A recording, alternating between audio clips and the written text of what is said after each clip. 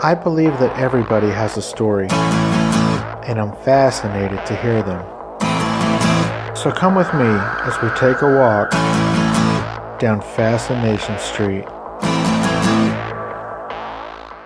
Hey guys, you know how much I love 5-4, which is now Menlo Club.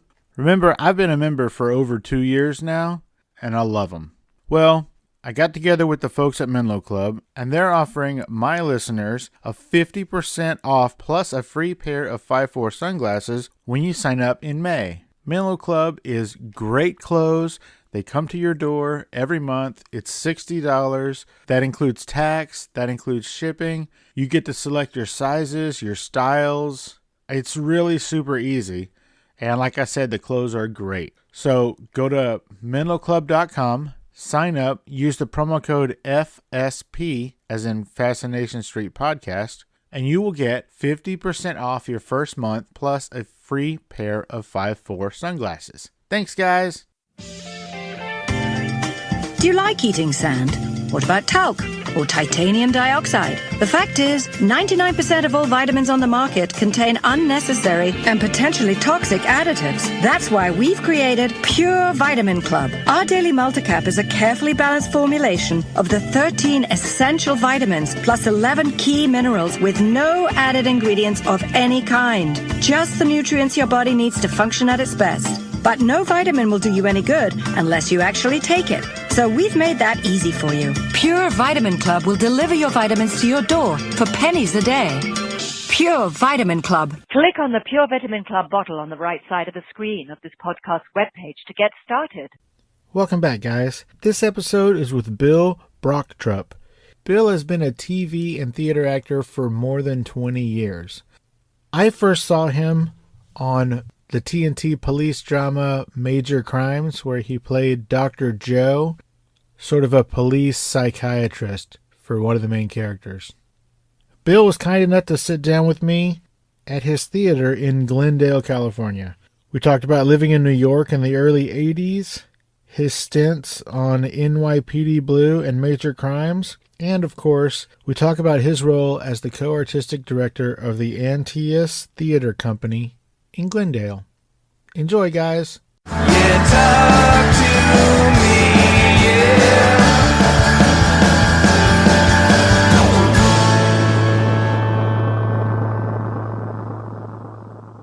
So, Bill Brochtrup. Brochtrup, yeah. Cool.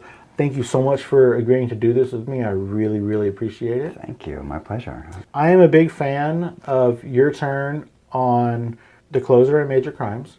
Because it was towards the end of the closer, right? No, I never did the closer. Really? I never did the closer. No, I came on in the second season of Major Crimes. Okay. And they did 6 seasons, so I did 5. It was a lot of episodes. So yeah. I just imagined that you started when Rusty kind of came along. That's what's so good about the show is James Duff, the creator, made this world. So the transition between the closer and Major Crimes was kind of seamless. And really, people didn't know if it was going to work or not, because when you lose... Well, because nobody's ever done that before, I don't think. I don't know of a case, because when you lose Kira Sedgwick, who is the closer, right, keep most of the cast and just sort of seamlessly change over to a new show with a new title and a new star, Mary McDonnell. I mean, that's a big kind of thing to do, and it worked pretty seamlessly. So it's not surprising that, you may have thought that. I did, because, I mean, to me, it was one show that lasted, I don't know, 13 years. Right. So to me, it was just one show. I'd never heard of Kira Sedgwick. I had no idea who she was. And we saw a commercial preview or whatever for the closer. And my wife was like, I don't know what that is, but we're going to watch it. She was like, set the DVR. We're not missing an episode. And we watched all 13 seasons. We never missed an episode. And when the closer was ending, we were heartbroken that it was going to be over. Yeah. But then, it wasn't. And it went on for another 6 years. Yeah. We were just really, really excited. And your character was one of the most insightful. I'm sure that it's a dynamic of the job that your character had, but I liked a lot of his, whenever he was talking to Rusty, he would sort of, Well, that's kind of interesting. What do you think about that? Or what do you think that's coming from? Or, kind of like helping Rusty come to these conclusions and grow on his own without being, because he had been told what to do enough in his life by the time he was seeing your character. And so I thought it was really cool that your character was kind of helping to do that. So who cares about all that? I mean, nobody really cares awesome. Nobody really cares about what I think about the show. Let's talk about you. You are from not LA. Well, I was born in Los Angeles. I was born here. Really? Born in Inglewood. I grew up here. In the third grade, we moved up to Seattle. Okay. My father's a professor and was at the University of Washington there, so we moved up there. So I feel like I'm from Seattle. Okay. I always tell people I'm from Seattle sense. because that's where, I spent all those years until formative high school. years. Yeah. So I think of that as being home. Although I guess, I'm a California native, so. Sure. And my parents were born here as well, and my grandparents all came here in the 20s. So, California's a state with a lot of immigrant population, Right. people coming and going, and so to have 3 generations of people born here is It's kind of interesting. impressive. There's not too many people, specifically in your industry, that are actually from here or born here. right. Everyone's come. Everybody's a LA is full of transplant. people who've come from somewhere else. Very cool. So you're growing up in Seattle. Mm-hmm. When did you decide that you wanted to get into acting? I'm one of those annoying kids who wanted to do it always. Were you putting on shows or anything like that? I was doing like community theater when I was in junior high and okay. middle school. I was doing community theater and plays in the park, and those geeky kids doing plays in the park. Yeah, That's awesome. And I loved it because you meet the most interesting people. I mean, that's what I always loved about sort of acting and show business, is hanging out with what I thought were fun, interesting, out of the box kinds of people. And I like that about doing plays in high school, doing the musicals in high school and everything. I like that about my work now, as I get to hang out with interesting, fascinating, quirky, eclectic people with interesting ideas and views on the world. That hasn't changed. Well, I mean, the industry lends itself to that, since nobody's from here, everybody's from everywhere else, so it's going to automatically be different people with different backgrounds. It's like your story. It's like everyone has a story. Right. Everyone has a story, and Absolutely. And to get to hang around those people, I've always enjoyed that. So I did plays in high school, and I left Tacoma to go to Tacoma's city in Seattle, near Seattle, where we were living. It's the TAC in SeaTac. It's the TAC and SeaTac. It is. Tacoma is a little bit the sorry sister. I shouldn't say that. It's a little bit the sorry sister of Seattle. Seattle. I think back in the 1800s, whatever. I think the railroads went to Seattle and passed by Tacoma. I think. Oh, okay. If they didn't, that's what it feels like a little bit. Gotcha. And so then I went to New York after that. What made you go to New York to pursue acting? Yes. I went to NYU. And it was a big change. New York was big and scary. This was in the 1980s. It was not so Disneyfied and. Rent. Didn't Rent take place in the 80s? I suppose I should know that, but I'm not sure. Oh wow! I think you're going to get fired from right? all theater. They'll throw us out of the theater for not knowing I think Rent. it took place in New York in the 80s. I lived in Times Square, like just off Times Square, and it was a nasty. Now it's all like the Lion King and attractive, and it was nasty then. But it was an exciting time to be there. In New York, I had a tough relationship with New York. I found it difficult. Maybe in my heart, I was always a West Coast kind of a guy or something. I knew all kinds of people who went to NYU who, once they got there, they were like, "Oh, I finally found my home. I finally found my place where I feel comfortable." New York. Right. And New York's awesome. I love going back there and visiting, but I didn't feel that way. Really? It didn't feel like. Oh, it didn't feel like. No, it did not. It always felt very alien to me. And so I went back to Seattle and got all of my union cards. We have in Actors SAG and AFTRA and Equity. So I got my union cards when I was up in Seattle. And really? Like on commercials or? They don't film a huge amount of shows up there, but it happened to be at the time I was living there. There was a show filming called Hot Pursuit, which was you wouldn't remember it. It was what was it? It was two people on the run. It was kind of like The Fugitive, sort of. It was like two people on the run. Okay. Who had, wrongly been accused of committing a crime or something. Okay, gotcha. And they were like on the run, but they were good guys. I don't really remember much about that part because I was only on in that. I did 2 episodes of it, and I played some girl's nice boyfriend sitting on a front porch, and so I got my SAG card that way. Do you have to have a line? Is that how that works? Yes, to get in our union, you have to say something. Cool. And then for that, they take your first check, and then you remember. That's pretty much it. That's pretty much it. It's difficult to get. It can be difficult for people to get in because it's one of those things. You can't get a job unless you have a SAG card. And you can't get a SAG card unless you have a job. Right. My sister, that was the part that kind of killed her dream. Oh, well, that's not good. So I got that up there, and my equity card. By that time, I'd had friends who'd moved down to Los Angeles, friends from New York who'd moved out to So even though LA. New York wasn't your bag, you still made a lot of friends. I had friends there who had moved here, and they were like, you should come to LA. So, I'm sorry, back in NYU, was it a particular program? Yeah, it's the Tisch School of the Arts. Tisch, okay, that's what I was looking for. All right, cool. Yeah, and... Is that the kind of thing you have to be accepted to? Yeah, we had auditions. You had to audition for it and be accepted. And, yeah, we had great people, a lot of talented people. Okay, cool. So you're on this hot pursuit, or you get your you get your memberships into these different guilds and equity, and you have some friends who were going to or already in California, or who had moved, finished school and moved down here, and were like, you should come here. And I thought, well, I'll check it out for a couple of weeks and see what I think. I had in my head I would go back to New York because I wanted to be like a serious actor, Right. And because back then, the only serious actors were on Broadway. Right? I mean, there wasn't a whole lot of crossover between TVs and movies and maybe theater. it seemed like there was less. I don't know. It's a long time ago. It seems like there was less, but I just had in my head that that's where the real actors were, and they're doing the real acting. But I came down here, and I've been here ever since. That's what's scary, and I've never really left. Really? I've been here ever since. You said, I'll check it out, and then here we are. Yeah, and here we are all these years later. Wow. So what that was the mid-'80s. What did you first do when you got here? Like, I mean, I'm sure you got watched MTV and ate pizza and hung out.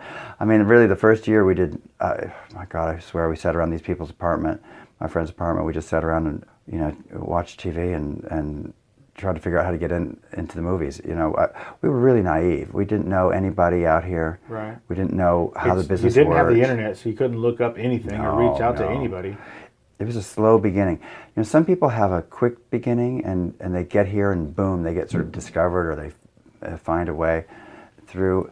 My path was slower. At the end of the day, I think that has worked out better for me. But it was, we didn't know how to get a foothold. We didn't know how to start. Right. We didn't know how to I didn't know the difference between a manager and an agent. I didn't know how the business really worked. Well, I could explain that to you, but it's all pretty technical and not super interesting. But we just didn't know how the business worked. Right. And it is a business. Which is interesting because I feel like that part should have been taught in school. I think it is in some places a little bit more now, and yet at the same time, not so much. I can remember sitting around at NYU and hearing some seniors talking when I was like a sophomore. Some seniors talking and saying to each other, well, as graduation approached, well, I guess I should get some pictures taken, headshots. I thought, wow, these people have been in New York for 4 years, and there was not an emphasis on that. In fact, the opposite, there was kind of a de-emphasis on it. When I was there, it may have changed. The emphasis was just on, we're going to just work on the craft of the acting, the art of acting, and we're not going to think about the business side of things. Even though you're in the middle of New York City, Right. I think that's probably foolish. And I've talked to a lot of people from other schools, people went to other schools who've said similar things, that they wish they'd gotten not just information about how to break into show business or how to be an actual professional actor, but things like how to save your money, how to manage your finances, how to manage that you're only going to get paid sometimes and then go a really long time without a paycheck. Yes, because it's such an up and down business. And so people can make a lot of money very quickly and then start spending that money thinking that that is the normal way things will always be. People can make big money quickly and lose money fast because they think that they're always going to be making that kind of money. And sort of like kind of the athlete mindset where, they get this $14 million contract and it's going to go on forever and they spend it and then they get hurt. Exactly. And then they're messed the up. Actors are very much in the same situation. Anyway, so as I said, we were naive and stupid when we got here. I was interviewing a director today, and he was explaining that, like in this business, you can make an entire year's salary in 4 days, and then you have to realize that you're not going to be working, possibly not going to be working again for the rest of that year, so that money better last. I'm very, very lucky because I had a little bit of money from my grandparents, and so I had an accountant basically is what that means is I had a financial person. So That is really lucky. So when I started making some, and for many years I didn't make any money, but then when I did start making some money in television, I said to them, this is TV money. It's fake money. You can't think of it as real money because we've got to live off this during all the times when I'm not working again. Right. Don't invest this in something I can't touch. We've got to be smart about this because this little chunk that you make has got to last, because you don't know if you're ever going to work again. That's the whole dilemma of being an actor. You always think your last job is your last job. Right. And you'll never work again. Every actor thinks that. That's sad, but also I feel like that's kind of healthy. Well, as I said, I always had a practical sense about these things, and I was lucky because I was set up that way, because I had access to this smart accountant guy. That is really who lucky. helped me. Yeah. How long were you in LA before you actually started to get some? Yeah. 'Cause I know you're just a number of years. A number of years. I started because I was just sort of flailing about here, not really knowing what I was doing. I got into a great acting class here with a teacher called Milton Katselis, who is a well-known acting teacher here, who was awesome, and that sort of put me on the road to becoming a better actor. He had a very practical sense about show business, about casting, about what kind of parts a person is right for and that they should go after. Oh, really? Yeah. But also very good, and artistic as well. And he was great. He's passed on, but he was fantastic. So I started working with him, and then I was there for quite a few years. But it wasn't really till I was about 28 that I started actually working in anything more than a couple lines here and there on things. I did a lot of bad little parts on television before that. I played like Russian teenage rapist. I played. Awesome. like not very good little parts on things, and my parents thought, oh my God, nothing will ever come of this, and I kept at it, and I kept doing plays the whole time that I was involved in the theater, because I've always loved the theater. Back to that, what I told you at the beginning, back in high school and in middle school, when I wanted to be hanging around the fun, cool kids and the sort of instant family that you get when you're doing a play. Right. When you're doing a play, you get this instant family because you're coming together. Everyone, it's like working in a disaster. It's like being forgive me, but it's like being in a hurricane or right. Because something terrible is happening. The play is opening on opening night, and we have all got to get ready and band together and rely on each other. So when you're out on stage, it's a scary place to be, and so you're relying on your scene partner. You're looking them in the eye, and you're saying, "Be there for me. Help prop me up during this." And you work together in this, and the whole crew and cast come together to make this thing happen. You said it sort of jokingly that this disaster is about to happen in this play, but I mean, depending on how you look at it, a disaster is happening because there's hundreds of people out there ready to throw tomatoes at you. That's what it feels like a little bit. I don't mean to be paranoid, but it's like anyone who's been in a play in high school knows that feeling. It's like at 8 o'clock, that curtain's going up. Whether you're ready or not, whether the costumes are ready or not, whether the set's painted or not, it's happening. So we all kind of are in this together, and that kind of creates instant bonds with people. Right. And quick bonds. It's a dependence quick, deep on bonds. somebody else. Yeah. It's like being on a team. It's like a team, and you're really... Oh, it's not like a team. It is a team. Exactly a team. It is a team, and you're thrown together with people. So that creates a kind of immediacy in a family feeling. That's what I always loved about the theater That's what I loved about when I did Godspell back in high school. That's what I loved about it. So that feeling is what sort of kept me going when I first got to LA with meeting up some people.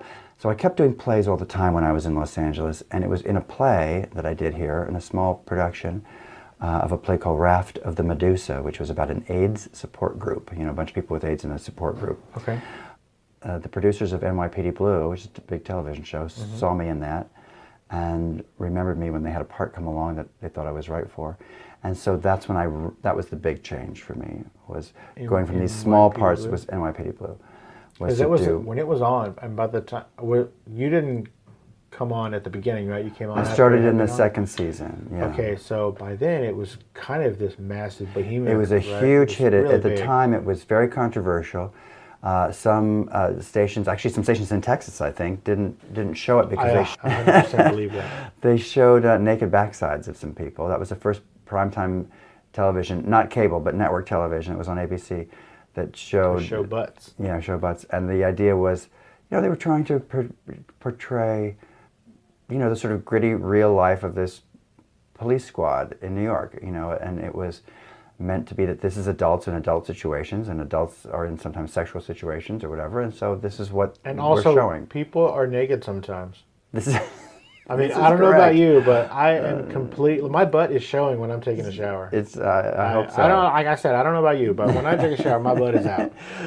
So it was a controversial show, and everyone had been talking about it, particularly because it had been banned in some stations. That just made it all the more out there. I got to watch it. So it was a huge hit, and they remembered me for that show from this play. So it was from doing the theater that I found my way into television. Or television proper, rather than just sort of the outskirts doing little parts here and there. And so I came on in a recurring role. I played the receptionist on the show, the squad. Gail O'Grady, a wonderful actress who was the regular kind of part. It's called a PAA, it's administrative aid, and police administrative aid. She went off to do a movie of the week, and so she was gone, and so I came on, as her replacement, and then I ended up just... temp or whatever. Yeah, like a temp, and then I ended up just sort of staying. And I was there for Well, she did 10 come years. back and get her She came job back, back, yeah, though. she came back, but they were like, oh, well, now you work upstairs. So they had some fake stairs on the set that didn't really go to anywhere, and they'd have me come bopping down the steps every couple episodes and say some, amusing things or something. And then eventually she did leave, and eventually I did take over. So I ended up doing that show for 10 years. That is a long time. It's amazing. Well, first of all, it's a long time for a show to be on for 10 years, but to get that gig for 10 years, that's amazing. It is amazing, and really lucky. It was a great show, a great cast. Dennis Franz plays Sipowicz, who's the main character, is amazing. I mean, what an awesome actor, what an awesome example. An example of how people set a tone on a set, because the person who's the lead player on a set... Number one on the call sheet. Exactly. It sets the tone for everybody. And if that guy is kind of an ass, then everyone feels like, well, they can kind of be one too. And if that guy is kind and prepared and on time and treats everyone in a small part with respect and generosity, everybody then picks up that tone. And that's Dennis Franz.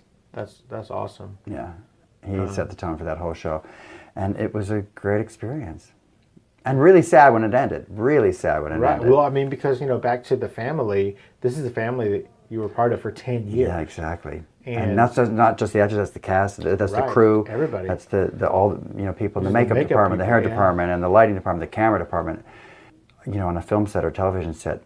Those people, and you're there long hours, so... Yeah, typically there's 2 or 3 times more people on the other side of the camera. Oh, way more, yeah, absolutely. If you could be sitting there and the camera's looking at you, and you look out, you can... Yeah, you're staring at 30 people. Oh, at least, yeah. And those people do become very close to you.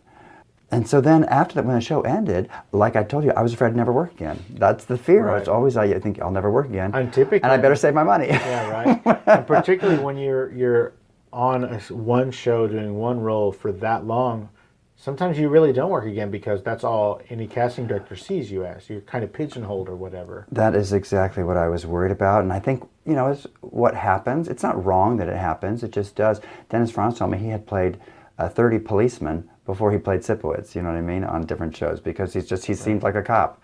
So people do get typecast. It's not a terrible thing, it just is a fact. It's like different people seem right for different things, and but I really wanted to find something different and something to change it up. Well, actually, I should say I just wanted to find anything. But if I could have my preference, I wanted it to be something different. And that's why I love Dr. Joe on Major Crime so much. That's why I love that character so well, because it was very different, and yet I feel like it was written toward me. What I mean by that is, like, once you get the job, writers, and you're going to be on more than once, more than just a guest star, but you're going to be coming back again and again. The writers sort of tailor things, I think, towards you, towards the way you speak, towards your sense of humor, towards who you are. So it becomes a real close fit, and Dr. Joe is a nice close fit for me. He's got my sense of humor, I think, a little bit, or I have his, and that is what made it so sort of easy to do in a way. You don't have to act a lot. You just have to kind of be, which is what is difficult but fun to do in acting. So that's Major Crimes. That's Major Crimes to me. Is it was a chance to kind of reinvent something and a chance to delve into a different character, someone who's really smart, very funny. Savvy is the word I use for him all the time, because that's what I think he is. He's a game player, and so far as not a, I mean, he's actually a game player, like a chess player, like actually is a, you know, is a game player who understands, I think, game theory and how people react in those kind of things, and has a huge amount of compassion. But it's not an easy person. It's not a softie, you know. So I think that when you talk about the relationship with Rusty, you know, played by Graham Patrick Martin, who's fantastic. He's fantastic. This guy is. I couldn't have been happier, you know, working with him. He's just so good. Well, they could have easily not had him in Major Crimes. Like from the closure, they could have easily tied his character up into a nice, neat little bow and not carry him over to Major Crimes. But I think that the job that he did on that character was sort of a testament, and I'm sure the public's reaction to it was sort of a testament to how well he was doing at that, and I think that's what brought him over. He's such a good actor, and takes his work so seriously. Well, he jokes around on the set, of course, because like, you know, but you know, he can because he's so prepared and knows exactly what he's doing. And when you're in a scene with somebody, it feels like, it always feels to me like playing tennis or something. You know, it's like throwing the ball back and forth. I was going to say, yeah, like if they're not prepared, it's like playing handball against a curtain. Yeah, it's exactly right. That's exactly what it's like. And that's a great metaphor, because when someone's not good or prepared or whatever, it's tough. It's tough to get through. But when someone is good and looks you right in the eye and you're just throwing it back and forth, it becomes easy and fun, and it feels like, a lot of metaphors, but it feels like surfing or something. It's just easy. It's just like you're like just going, and no effort required. And that's Graham playing Rusty. He's really one of the best scene partners I've ever had. I love working with him. I can't wait to see what he does next. Me too. He's whatever a talented it is, guy. he's going to knock it out of the park. He is super talented, and was is he very a big theater guy? Yeah, he is. Cool. He's also he's a serious actor. You know what I mean? I know on some of the hiatuses he was taking classes and stuff and going to see shows, and he's like the real deal. He's the real deal. And James Duff, who created the show, knew that about him, and I think that's why when you say like they didn't have to have Rusty on the show, well, James wanted Rusty on the show because Graham is so good, right, and brought so much to that character that he became a heart and soul of it in many ways. His relationship with Mary McDonnell as a mother and son, adopted mother and son, that really became the heart of the show. Yeah, that's true. And that's because of what Graham brought to it. So doing those scenes with him are that we did a lot of therapy scenes, you know, in my office or therapy on the hallway or wherever it happened to be occurring. And I think what was nice about it is that Rusty came in with a lot of issues, obviously. He had been abandoned, he'd been abused, he was going through an identity crisis, a sexual identity crisis, and Dr. Joe never gave him answers. He asked questions and let Rusty kind of find his way through the thicket, you know, to where he needed to get to. To help find his own way, yeah. To find the answers for himself, because you can tell people something, you know, in real life you can give people advice, doesn't matter. And what I'm really so proud about that, and this is really a testament to the writing, psychologists responded very well to this portrayal, you know, and we won an award. I won an award for, thank you, for best portrayal of psychiatry on TV. So psychology on TV. Was this a psychology award, yes, like from the APA or somebody? Yes, and that's awesome. And what they appreciate, I think what the panel who judges these things liked about it, they said, is that it was a real portrayal of how therapy works. It doesn't happen in a day, it doesn't happen in an hour and you just get better. It's not a magic wand that you wave and you fix. It's a process that takes time over a long period, a period of years, perhaps. And that's what happened with this show. Over the course of years, Rusty became more and more into his own, became his own man, and with, I hope, Dr. Joe's help. That's what made it seem true and made the therapy seem like a real thing and not a television portrayal of it, but an example of how it can really work. And that's what the psychologist responded to, and I'm very proud of that. My wife is a master's prepared psychiatric nurse, and she has been for her entire life. You are her favorite character on that show. When I told her that I was going to get to talk to you, She was giddy. Oh my And gosh. she doesn't get giddy. She was giddy. Oh my God. Well, that is the nicest you thing you could did say. Thank you. You did a really great job. Thank you. Well, again, I'm going to say thank you. I appreciate that. I truly do. It's the writing. I mean, at the end of the day, though, it's the writing. Sure. It was, to me, the writing on NYPD Blue that made the show so good and made this character so popular that I played on that. And it's the writing, and that's James Duff, that's Duppy, that's a lot of people, headed by James. And I don't know if you had a chance to talk to him. You should try and get into To James? Yeah, I he's reached out, terrific. but Well, he's a busy fellow, I he guess. is. But I reached out to Philip too, because I know that Oh, yeah. maybe I could get both of them, right? Because they're married. Yeah. So, but I mean, it's not over. Right? I think with all writers, and whatever topic they're writing about, there's a sense of them that comes through. Any artist is that way. You can look at a painting. It's a vision. It's like a voice. Right. Vision, maybe it's the same thing. If you look at a painting, and you look at a bunch of Rembrandts or something, you get some feeling about the person who created these and what subjects based on what they write about, based on what style they do it in, based on all kind of things. Right. And so with James, his voice comes ringing out to me of every episode of The Closer and every episode of Major Crimes. And I had done a play of James's years ago. Oh. A play called A Quarrel of Sparrows. Okay. So he has a great play. Here in LA? That was in LA, yeah. His voice is very clear to me, and he's from Texas. He is a believer in a civilized way of life. He's a believer in good manners, and that good manners count for things, and behavior means something. Are you sure he's from Texas? Right? He's a believer that what we say means something, and our word means something. Words matter. Yeah. All these things that are James, you hear and that kindness counts. That compassion and kindness are important in the world, and those qualities about him, you hear in the writing. It's just suffused with it, and that's what made Dr. Joe such a great character to want to portray, because he has all those qualities, and it's coming out of, but it's James, and then I got to say the words. You know what I mean? That's how I feel. So I'm very happy when people say they like the portrayal. Your wife says that. It makes me really happy. Well, I get that you're giving a lot of this credit to James and the writers, but that character wouldn't have lasted 5 seasons if you didn't inhabit it the way you did. So, Well, thank you. so it takes some when of that credit. when people talk about what's show business, when you're an actor in show business, a lot of times you don't feel you have much power, because we're kind of waiting to get a job. We're waiting to be hired.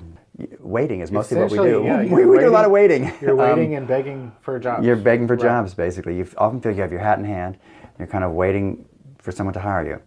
Now, there's more to it than that, of course. Right. But, you got to hustle, and you've got to take advantage of your luck and whatnot. But I've often thought the smartest thing you can do as an actor, or something I've tried to do at least, is to align myself with good writing. Because without it, you can be good in something, you can try to be good in something with not good writing, but it's an uphill battle. And with great writing, you don't have to do much, and you can come off pretty well, without trying too hard.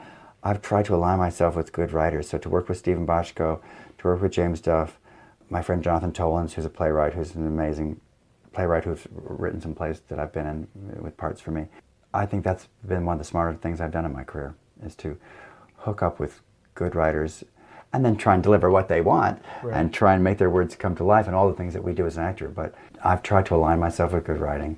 My wife is in Mary Kay and has been for quite some time. One of the things that Mary Kay would, for lack of a better word, preach to her ladies was to hitch your wagon to the right horse. Mm-hmm. Not just any horse, but kind of. So like you were saying, kind of. That's exactly right. I didn't know she said that's interesting. I think she was that's a brilliant woman. She's a smart businesswoman. She was great. And that makes sense to me. It really does. Back when I told you I was struggling along in LA and just working in little plays and things, it's very easy to become a joke in television. You can be on some terrible show, and then you become a bit of a joke. So I'm lucky that the thing that I kind of got my wagon hitched to was Stephen Bochco, who's Right. and NYPD Blue. That's what I got my wagon hitched to, which put me in a kind of a place where people respected my work. Took you I a little could just more have seriously. easily taken. And I only went there because they asked. If I had been asked by someone who was on a terrible show at that time, I'd been probably happy to go there too. You could be famous for divorce court. Exactly. By the way, divorce court is where I played the teen rapist or whatever. Weird. So weird. Exactly. So I feel really lucky that Mary Kay. Good on you, Mary Kay. That's right. She wrote a couple of books, and they are well worth reading. It's a lot of you kind of make your own way, and you plow your own fields, and that kind of. She was. Well, I'm a really, believer of that. And now genius. Milton, the acting teacher I told you about, one of his Casillas or Katselas. It's Katselas. Katselas is Greek. Okay. Katselas. One of the main things he talked about about actors in show business, it was a big lesson to me, it was about not being a victim to it, because you can feel like a victim in show business. Oh, they wouldn't hire me. Oh, I couldn't get my SAG card. Oh, I couldn't, and actors can become very disillusioned and very bitter and very unpleasant. I wish he was around. He could be teaching that to not just actors, but everybody nowadays. Yeah, exactly. Well, it's an important lesson. And he was like, you make your own way. You make your way. If casting directors don't want to see you, convince them to want to see you. It's not just like, oh well, they wouldn't do it. Sit on my hands and go home and do nothing. Find a way to get into that office. Find a way to make sure that they see you. Right. Find a way.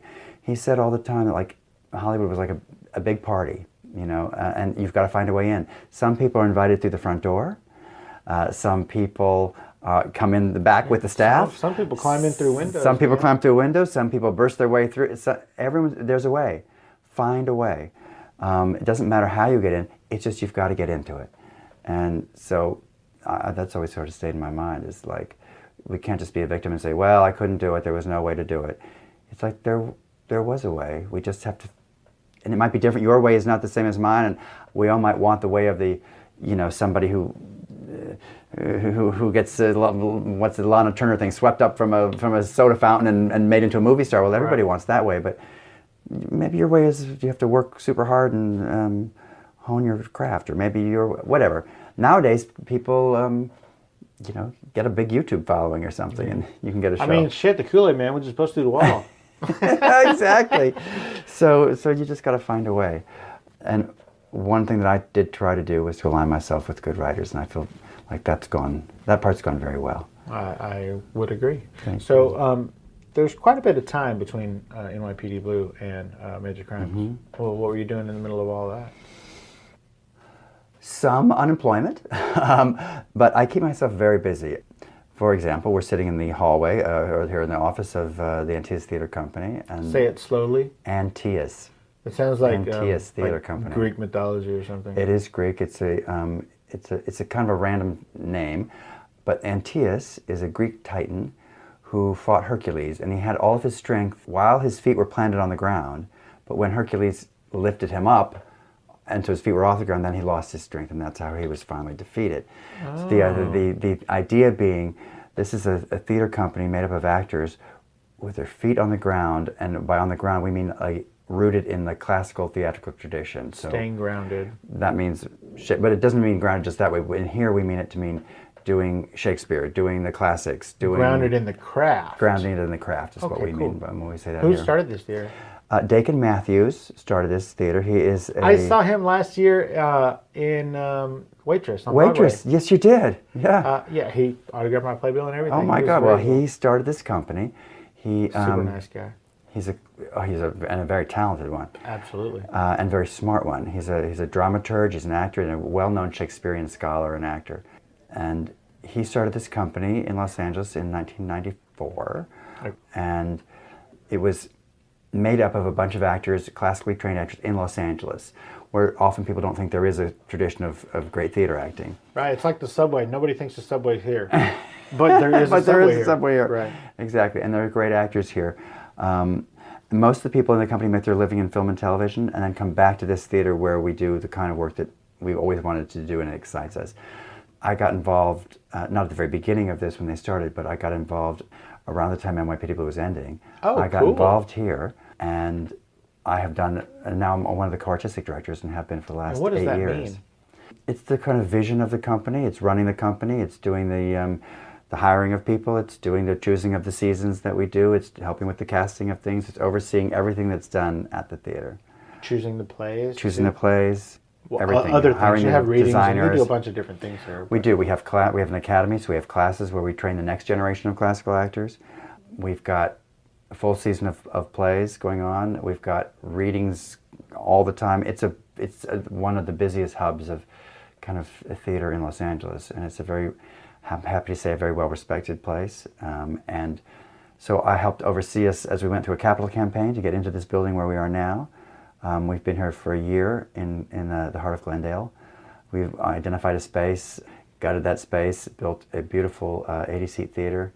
And it's absolutely gorgeous, guys. You. He gave me the tour earlier. It is absolutely beautiful. And we have a black box theater, a library, a classics library, because we have all these books and everything. So the library is kind of the hub of this place. The spoken word was the word is what was important to the actors who originated this company, to Dakin. And so we try to carry on that tradition here now. So I've always, as I said, I've always been in the theater. So when I wasn't ever doing a movie or television something, I'm always doing a play. I closed a play. I was just doing Shakespeare in Love until the night before last. We closed on Saturday night. Not at this theater, at South Coast Repertory, which is another theater in Los Angeles.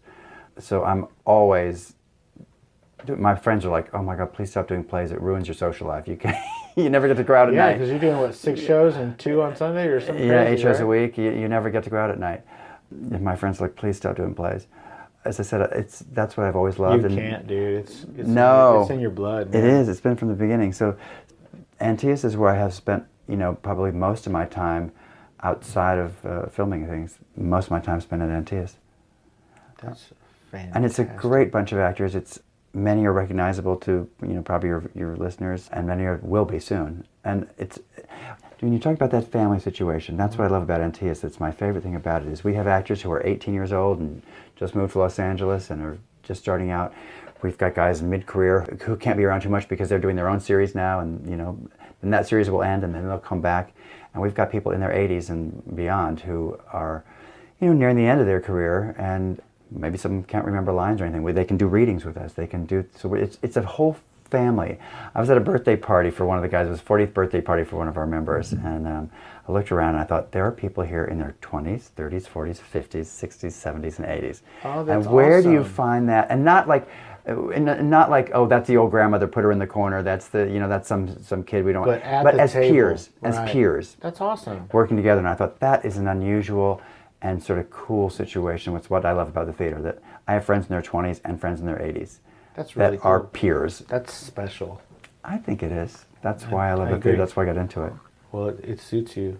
Thank you. It absolutely suits you.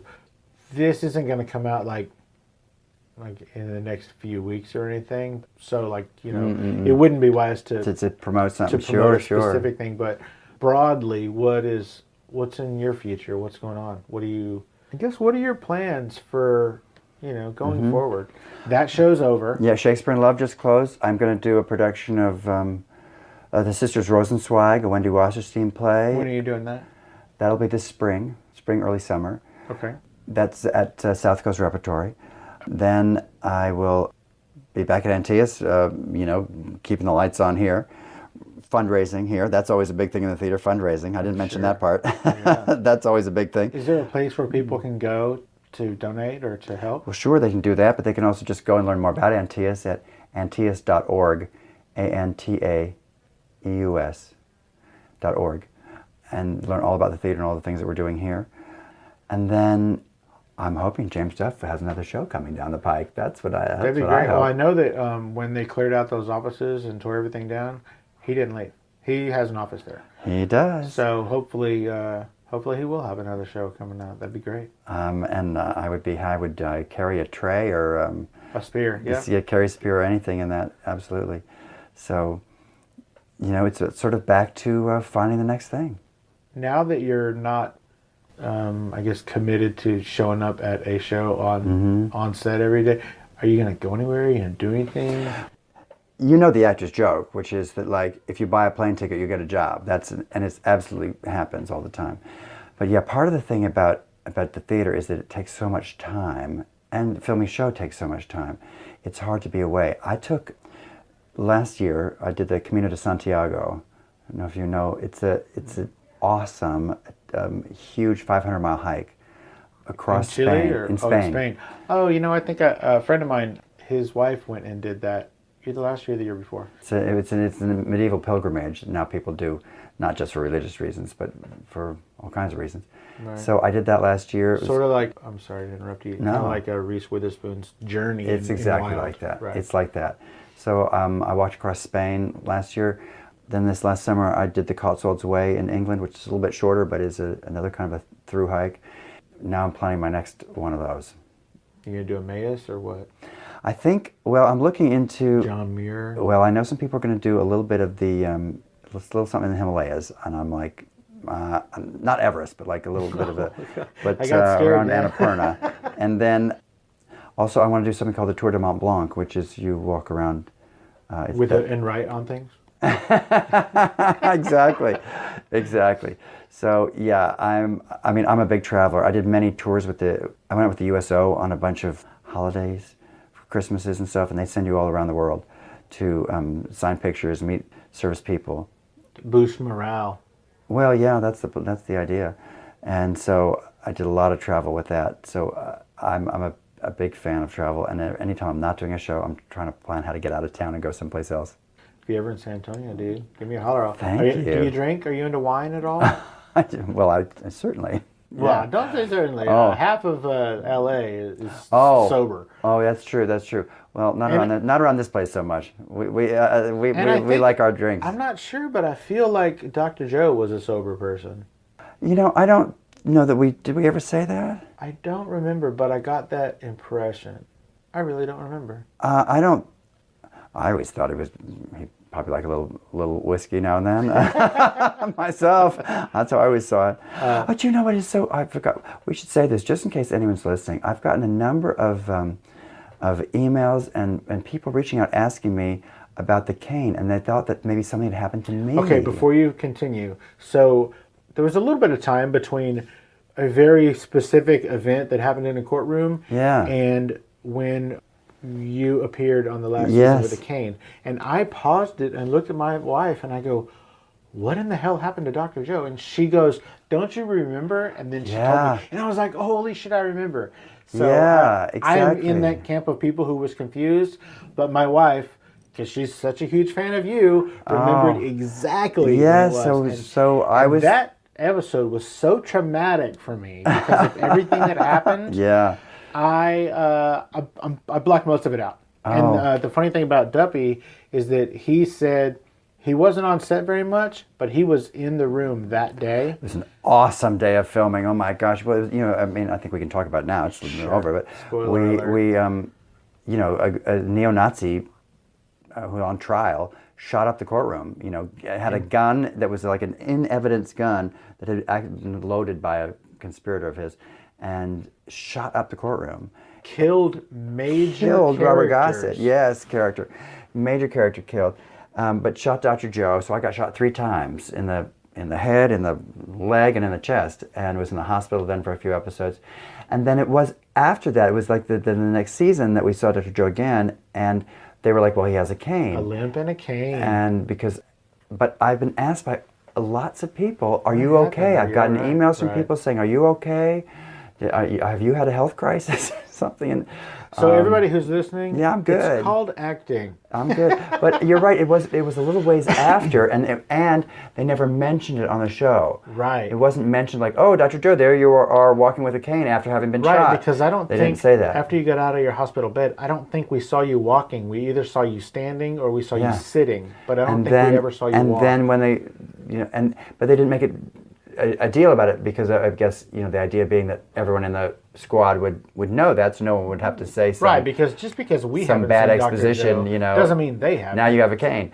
Anyway, just in case anyone's listening, I'm fine. I'm good. I'm good. Thanks for clearing that up. Thank you. I've just been like sword fighting for the last 8 weeks in Shakespeare in Love, so that's awesome. I'm Did good you to win? go. No, I lost. Oh, that's I lost. fantastic. Yeah, sad to say. In your travels, if you get a chance, I know that there's not a whole lot of reason to want to go to Columbus, Ohio, But just outside of Columbus, Ohio, is a little town called Chillicothe, and they have it's in the mountains, and they've been doing this for over 40 years. They have this amphitheater where they put on an actual live action production of the story of Tecumseh.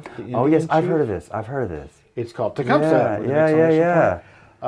Huge outdoor dramas. It is amazing. It's like an 850-seat theater that sells out almost every day. Isn't that awesome? There's like a dozen horses that are in this thing, and they're shooting cannons and they're shooting guns. There's a creek, and they're climbing out of the creek, and it is amazing. They're falling off cliffs and doing all this crazy stuff. You know, my wife opened psychiatric hospitals all over the country, and she opened one in Columbus last year, and it was, I think, the second to the last show of the season. I reached out, and I was able to go up there and interview 4 of those actors. Oh, what fun. And I'm holding that episode until the season's about to start again, so it'll come out in May. But if you get the chance, I highly recommend it. It's awesome. It is amazing. It's not fun, and people are doing amazing things. It is really cool. And here we've got 80 seats in a little room trying to recreate that just with our imaginations. Yes. Well, again, this is a beautiful, beautiful theater. Thank you.